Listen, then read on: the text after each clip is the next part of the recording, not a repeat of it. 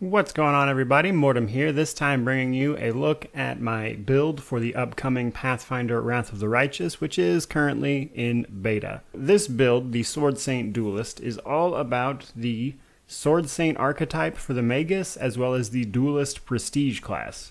Now, I just want to mention a few things off the bat. One, I've tried to go through and make this fairly optimal in terms of choices and things. However, keep in mind this is a beta. I only have access to about half of the game. So because of that, I can't possibly know, for instance, what drops in the last half of the game, which makes certain things kind of difficult to choose, such as the SwordSaint's chosen weapon.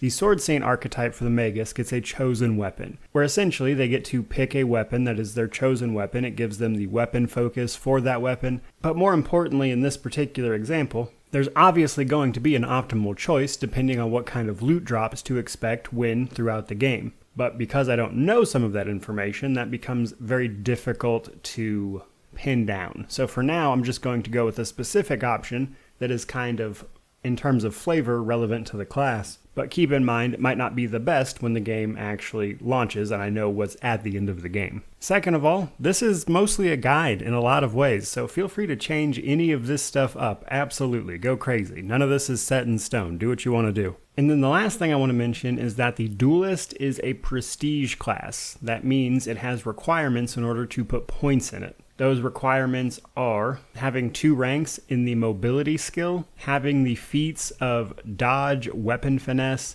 and combat mobility, as well as a base attack bonus of 6. The base attack bonus of 6 specifically is going to keep us from putting any levels into Duelist until about level 8 or 9 at the earliest. Now luckily, the SwordSaint archetype is basically the playstyle we want to play, and then the Duelist just adds a lot of stuff to this. But with that stuff out of the way, let's actually start talking choices. For race, it shouldn't matter too much what you want to pick, so feel free to choose the thing you want to choose, but I did pin down some optimal, if you want to say, choices for this, and that is things like heritages and stuff that give us specific racial bonuses to the things we need. So with our SwordSaint Duelist, the 2 big ability scores we need to worry about are Dexterity and Intelligence.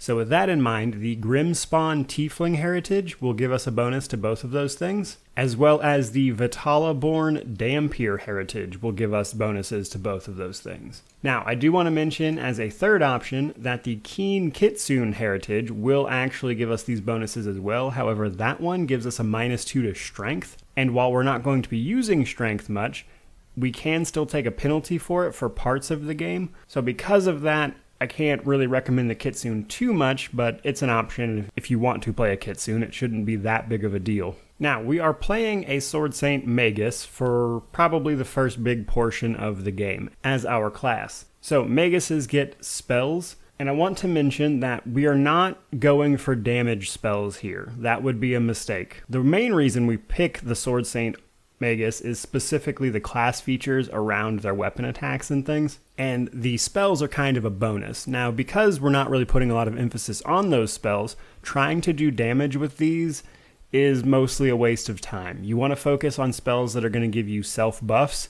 The biggest one I would recommend is the shield spell. This is going to give us a +4 shield bonus to our AC. But keep in mind, you want spells that are going to buff yourself or your companions. You can pick them up damage-wise early in the game, but as you level up, those spells are going to become basically useless as you start actually fighting things with higher spell resistance than your caster level is ever going to be. So just keep in mind, I would not focus on damaging spells too much with this. Now, last thing before we get into the actual class features and things that I want to talk about, we can now pick backgrounds in Wrath of the Righteous. So there's no clear winner here for this particular build.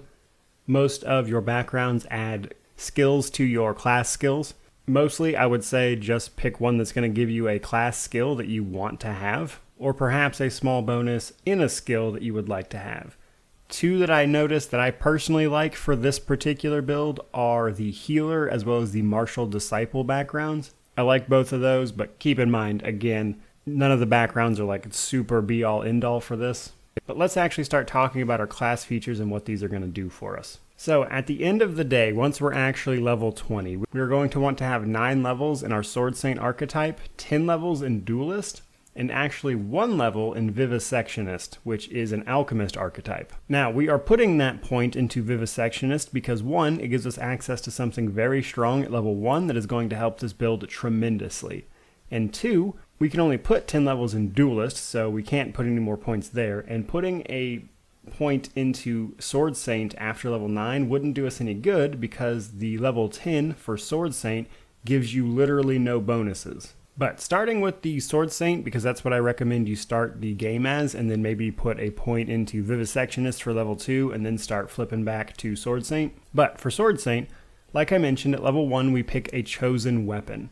We pick a single martial or exotic melee weapon, and while we won't be able to use armor or shields, because we won't be proficient in those, we will, however, also pick up the weapon focus feat for our chosen weapon. Now, also at level 1, we pick up Canny Defense. While we are wearing light or no armor, in this case, we want to go with no armor. We are planning on wearing 0 actual armor. We're still going to wear all of the accessories and stuff that we can, but like physical, full body torso armor, we're not going to be wearing any. So, while we are wearing no armor, wielding our chosen weapon, and not using a shield, our SwordSaint will add 1 point of their intelligence bonus, if they have any, per Magus class level as a dodge bonus to their armor class. Now, if we're caught flat-footed, we lose this bonus as well as our regular bonus. This is also a good time to mention that because I don't know exactly what drops we are getting throughout the game, that for the chosen weapon, right now I'm going to recommend you pick up Dueling Sword for your chosen weapon.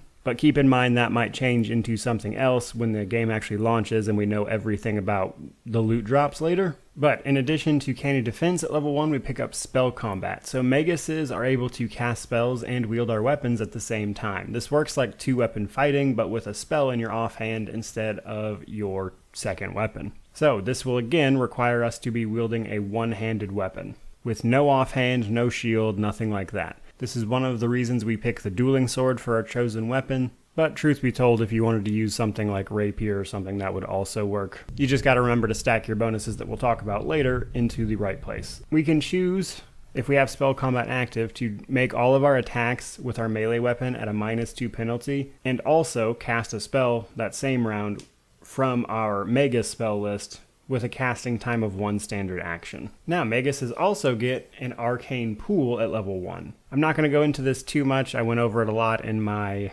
Magus class video, but essentially we're going to get arcane points to spend on certain class features, and that's the main thing you need to know here. At second level, a Magus picks up Spell Strike. We're not going to be using this a ton, simply because, again, we're not going to be focusing on damaging spells, but this essentially allows you to use your melee touch spells through your weapon instead of actually using them as a cast. So again, because we're not using a ton of damaging spells, we're not going to be using this a lot. Then at third level, we pick up our first Magus Arcana as a SwordSaint, so this will allow us to pick up a Magus Arcana. I recommend you pick up Arcane Accuracy. This will let us spend 1 point from our Arcane Pool as a swift action to grant ourselves an Insight bonus equal to our Intelligence modifier on all attack rolls until the end of our turn. Then at fourth level, we're going to pick up Perfect Strike. Whenever we hit with our chosen weapon, we can spend a point from our arcane pool in order to maximize our weapon damage. We don't roll for damage, the weapon will deal its maximum damage. However, this only affects the weapon's base damage dice, not additional damage from sneak attack, magical weapon properties, etc. And if we confirm a critical hit, we can choose to spend 2 points to increase our weapon's critical multiplier by 1. Instead of the max damage. Now, as part of our arcane pool, we get to actually pick up Arcane Weapon, which will allow us to spend points from our pool to imbue our weapon with an enhancement bonus, which is the equivalent of like a +3 sword kind of thing, as well as some extra weapon properties. Again, I explained all of that in my Magus video if you want a more in-depth explanation of that. Now, at 8th level of Magus, we actually pick up Improved Spell Combat, which when we're using spell combat will then give us a +2 circumstance bonus on concentration checks for our spells. Now at 7th level, we're going to pick up Fighter Training. This will allow us to count our SwordSaint level -3 as our fighter level for the purpose of qualifying for feats. If we had levels in Fighter, they would stack, but obviously we're not going to have any. Then at 9th level, we pick up Critical Perfection. So we will add our Intelligence bonus on critical hit confirmation rolls with our chosen weapon. We'll also be able to use our Magus levels in place of our base attack bonus to qualify for any feat that we have a prerequisite for, but we're going to get our regular base attack bonus mostly from Duelist, as the SwordSaint base attack bonus is kind of low. Now, at level 6, we're going to pick up Prescient Attack for our second Magus Arcana. This will allow us to spend 1 point from our Arcane pool to anticipate our opponent's defenses. These enemies will be denied their dexterity bonus against our attacks until the end of our next turn. Then we get Lightning Draw at level 7. This applies our intelligence modifier in addition to our dexterity modifier on initiative rolls. And then we will get 1 bonus feat as a Magus SwordSaint, and personally I like to pick up Slashing Grace for our dueling sword with this particular feat choice. Typically you would choose a light or one-handed weapon, a light or one-handed slashing weapon. In this case, we're picking dueling sword because that's our theme for the build here. But this weapon would change again depending on the things I mentioned earlier. But we'll also be able to treat it as a one-handed piercing melee weapon for all feats and class abilities that require such a weapon, such as our Duelist's Precise Strike. And we can add our dexterity modifier instead of our strength modifier to that weapon's damage. But the weapon has to be of an appropriate size for us to use. So we're going to be picking up Weapon Finesse to become a Duelist, which gives us dexterity to our attack rolls instead of strength, and this will add our dexterity to our damage for that weapon instead of our strength as well. Now, before we start talking Duelist, the reason we want to put 1 point into Vivisectionist is because A, the 1 dice of sneak attack damage is nice. However, the main reason we're doing it is for mutagen, specifically mutagen dexterity. So basically, when we drink our mutagen dexterity, it's going to give us a +4 alchemical bonus to our dexterity, which is going to give us a +2 natural armor bonus, plus another +2 bonus to our AC from our improved dexterity score. So essentially, mutagen dexterity is a free +4 to our AC, as well as granting us bonuses to our attack and damage because we've transferred all of those over to dex through feats. Now, let's talk Duelist. So, Duelist is actually also going to get canny defense in the same way that our SwordSaint archetype is going to get. And you might be thinking to yourself, well, isn't that not going to stack simply because most things in Pathfinder don't? No, because dodge is actually one of the few things in Pathfinder that do stack. So, as you can see over here, when we highlight our armor class, we are actually getting the canny defense bonus twice, because dodge bonuses do actually stack. Now, Duelists pick up Precise Strike at level 1. This will allow them to use a light or one-handed piercing weapon for an attack that will add their Duelist level to the damage roll. For this, you cannot have a weapon in your other hand or be using a shield. It will only work against creatures with discernible anatomies, and any creature that is immune to critical hits is also immune to this. This is where you can start seeing the synergies come together. Precise Strike, Spell Combat, all that stuff requires us to not have anything in our offhand. And then at second level, Duelists pick up Parry. Whenever we make a full attack with, again, a light or one-handed piercing weapon, which our Slashing Grace feat is actually allowing our Duelist sword to become a piercing weapon for the sake of this, we can attempt to parry the first attack against us or an adjacent ally. Us or the ally is actually a toggle ability in-game. But to parry the attack, we make an attack roll using the same bonuses as our regular attack, and if that attack roll is greater than the roll of the attacking creature, the attack misses. But if that creature is larger in terms of size category than us, we take a -4 penalty to this roll, and a -4 penalty if we are attempting to parry for an adjacent ally. Now also at level 2, Duelists pick up Improved Reaction, which gives us a +2 bonus to initiative checks. At 8th level, that becomes +4. At 3rd level, we get Enhanced Mobility while wearing light or no armor and not using a shield. We gain an additional +4 bonus to our AC, specifically against attacks of opportunity caused by moving out of a threatened square. At 4th level, we pick up Combat Reflexes. This is going to increase the number of additional attacks of opportunity per round we get equal to our dexterity bonus, which should be fairly high because we pumped all of our stuff into dex, as well as intelligence. Moreover, since we have this feat, we'll actually also be able to make attacks of opportunity even when we are flat-footed. At that level, we also pick up Grace, which gives us an additional +2 competence bonus against reflex saving throws. At 5, we also pick up Riposte. This will allow us to make an attack of opportunity against any creature whose attack we successfully parry, so long as it's within reach. At 6, we pick up acrobatic movement, which will cause our movement speed to no longer be reduced on difficult terrain. However, we might still need to roll to make sure we can actually move over that terrain. At 7th level, we pick up elaborate defense. If we choose to fight defensively in melee combat, we'll gain an additional +1 dodge bonus to our AC for every 3 levels of Duelist we have attained. Fighting defensively is something you can toggle in-game, where essentially you'll reduce your attack rolls and everything for more AC. This will increase that bonus to AC. At 9, we pick up deflect arrows as if we had picked up the deflect arrow feat. Technically, you don't need a free hand to use this, but that is a requirement of the deflect arrows feat, and we're not going to have anything in our offhand anyway, so it's not going to matter. But basically, when using a lighter one-handed piercing weapon, we can deflect a ranged attack once per round, basically. And then at level 10, we pick up crippling critical. Whenever we confirm a critical hit using a lighter one-handed piercing weapon, we can choose to apply one of the following penalties in addition to our regular damage. So each individual one of these options is a toggle ability that then disables the rest. So you can choose to either deal points to their strength ability or their dexterity ability.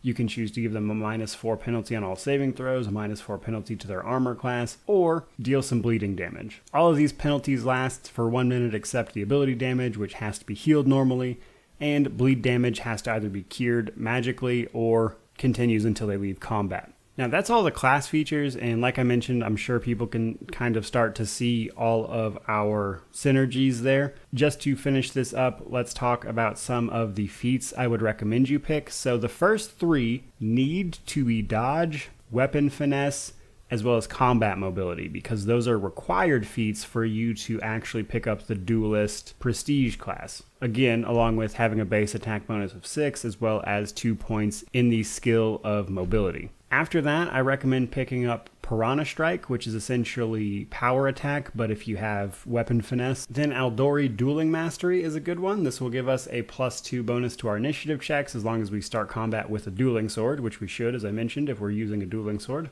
And as long as we wield only a single dueling sword, in one hand, not using a shield, etc., we get a +2 shield bonus to our AC, and we get to treat it as if it were a piercing weapon for the sake of determining the effects of our weapons used as a duelist. Personally, I picked up Wings. Depending on your race choice, this might not be an option because you have to be, I believe, an Aasimar to pick this up. I think Tieflings also get the option. But this is a race-specific feat, but it'll give you a +3 dodge bonus to AC against melee attacks and immunity to ground-based effects like difficult terrain. Then I picked up Improved Critical for Dueling Sword.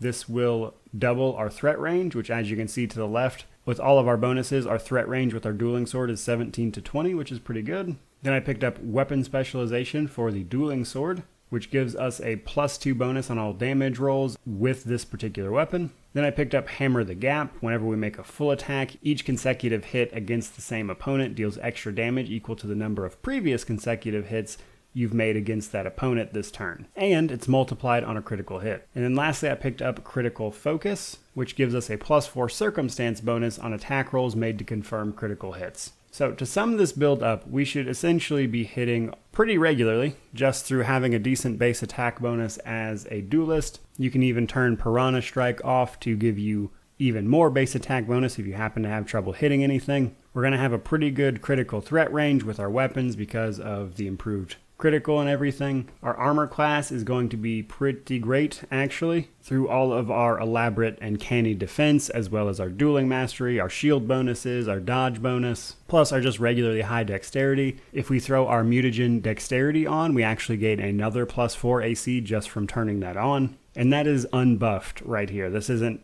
accounting for any other spells that any other character might cast on us or we might cast on ourselves. Now, the caveat to this is that our flat-footed AC is absolutely terrible. So this is because we are not wearing armor, and most of our bonuses don't affect our ability to keep our dexterity bonus even if we are flat-footed. Because of that, you might want to consider picking up feats that would offset that. I can't remember their names offhand, but there are feats that will actually prevent that from happening, which could offset that weakness a little bit. But offhand, I would say that's the biggest detriment to this at the moment. But with things like parry, we're going to be a very solid melee-focused character. Now, I would show you guys some combat, but unfortunately, in order to do that with this build, I would have to be very high level, which, quite frankly, at the moment, Owlcat is not wanting people to do. I'm not allowed to show anything past Act 3, which would be well past the act that I need to actually get points in the appropriate classes to show you the proper combat. So basically all I could show you is SwordSaint combat, which is kind of not really the point. So for right now, this is going to have to be more of a build guide, and then maybe once the game releases, I'll be able to showcase a little more actual gameplay of the build in action. But if it wasn't for that restriction, I would happily do it. I obviously adjusted the character's level through other means simply to make this happen, so that's not much of an issue as far as getting the character to a place that I could show that particular footage. It's just that Owlcat doesn't want us showing anything past a certain act because that content isn't ready. So just kind of an explanation on why there is no actual gameplay shown here. So hopefully that won't bother anybody too much, but I do apologize for it nonetheless. That said, I hope you like the build guide here. I thought it was really fun in what I have played with it. I really like how all of this kind of synergizes, and I think it's a very flavorful class to play. So hopefully you guys will enjoy it. Let me know what you guys think down in the comment section below. I hope you guys remember to like, comment, subscribe if you did actually like the video. But regardless of any of that, truly, just thank you so much for watching. May you wander in wisdom and have an amazing day.